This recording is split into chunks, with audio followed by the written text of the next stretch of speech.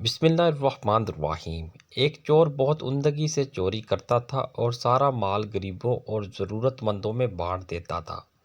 کچھ وقت گزرا تو اس نے چوری سے توبہ کر لی اور گمنامی کی زندگی بسر کرنے لگا۔ ایک روز اچانک ایک عورت روتی ہوئی آئی اور کہنے لگی کہ بیوہ عورت ہوں، جوان بچی کا ساتھ ہے، کمانے والا کوئی نہیں ہے، کچھ مدد کرو کہ عزت سے اپنی بچی کو اپنے گھر کی کر دوں۔ چور نے حامی بھر لی اور تسلی دی اور مدد کا وعدہ کر لیا۔ رات ہوئی تو اللہ سے دعا کرنے لگا، اے اللہ، آج اس غریب عورت کے لیے پھر سے چوری کرنے لگا ہوں، تو ہی بہتر کارساز ہے۔ آخر وہ آدمی چل پڑا، کام تو چھوڑا ہوا تھا، کچھ سمجھ نہیں آیا۔ اتنے میں ایک اور شخص اسے وہاں ملا۔ منہ چھپائے اس نے پوچھا، کون ہو؟ تو جواب ملا، کالا۔ تم کون ہو؟ میں بھی کالا، مطلب کہ میں بھی چور ہوں۔ چلو پھر اکٹھے چلتے ہیں، کیا ہے کوئی گھر نظر میں ہے؟ چور نے پوچھا تو ہاں، آؤ چلیں۔ یوں اس اجنبی کی رہنمائی میں ایک گھر میں داخل ہوئے۔ جب سارا سامان لوٹ لیا تو اچانک چور نے کہا کہ سامان واپس رکھ دو۔ لیکن کیوں؟ اجنبی چور نے اصرار کیا۔ چور نے کہا بس رکھ دو اور جلدی چلو۔ باہر آ کر پھر چور نے پوچھا کہ کوئی اور گھر ہے نظر میں؟ آج ضرورت ہے۔ تو تب اجنبی چور نے وزیر کے گھر کا پتہ سمجھایا اور چلتے چلتے جا پہنچے۔ سب مال سمیٹا۔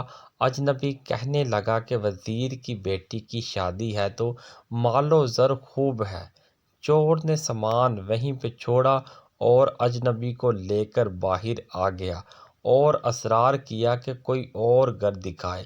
آخر اس اجنبی نے کہا، اب تو ایک آخری بادشاہ کا محل ہی بچتا ہے، اگر کہو تو وہیں پہ چلتے ہیں۔ چور نے حامی بھر لی اور وہ دونوں بادشاہ کے محل میں پہنچے۔ تمام رکاوٹیں عبور کرتے ہوئے سامان اٹھایا۔ اتنے میں پہرے پر موجود کتیا کی آنکھ کھل گئی۔ وہ بھاگی اور چور پر جا جپٹی۔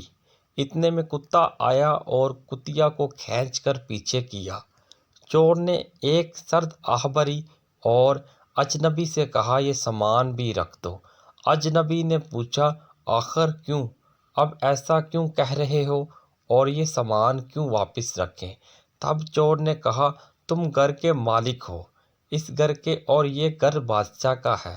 میں پہچان گیا ہوں کہ تم ہی بادشاہ ہو، لیکن کیسے؟ بادشاہ نے حیران ہوتے ہوئے پوچھا۔ کتیا مجھ پر بھونک رہی تھی، جبکہ کتا اسے ہم سے دور لے گیا، یہ کہتے ہوئے کہ جب مالک خود چور کے ساتھ ہے تو تمہیں کیا تکلیف ہے؟ کتے کے رد عمل کی وجہ سے مجھے خبر ہوئی کہ آپ ہی گھر کے مالک ہو۔ بادشاہ نے اس چور کو اپنے پاس بٹھایا اور کہا، قبلہ اب باقی معاملات بھی بتا دیں کہ پہلے گھر سے سامان کیوں واپس کیا۔ بات دراصل یہ ہے کہ سامان اٹھاتے ہوئے میرا ہاتھ وہاں پر موجود نمک کی بوری پر پڑا اور وہ ہاتھ چکھنے کی غرض سے میں نے چاٹ لیا۔ اس طرح اس گھر کا نمک خوار ہو گیا۔ عالیجاں میں چور ہوں لیکن نمک حرام نہیں ہوں، اس لیے اس گھر کا سامان لوٹا دیا۔ اگلا گھر وزیر کا تھا، لیکن اس کی بیٹی کی شادی تھی۔ بیٹیاں تو سب کی سانجھی ہوتی ہیں، غریب کی ہو یا وزیر کی ہو۔ میرا دل نہیں مانا کہ ایک بیٹی کا حق دوسری کو دے دوں۔ میں چور ہوں مگر غیرت مند ہوں۔ باقی صورتحال آپ کے سامنے ہے۔ بادشاہ اس چور کے کردار کی مضبوطی سے متاثر ہوا اور صبح سب کے سامنے اسے انعام و اکرام اور مطلوبہ ساز و سامان سمیت رخصت کیا۔ چور نے برائی چھوڑنے کی نیت کی اور خدا نے اسے اس گناہ سے بچا لیا۔ جو اللہ کی طرف ایک قدم بڑھاتا ہے تو اللہ اس کی طرف 10 قدم بڑھاتا ہے۔ ویڈیو اچھی لگی لائک اینڈ شیئر کر دیں، سبسکرائب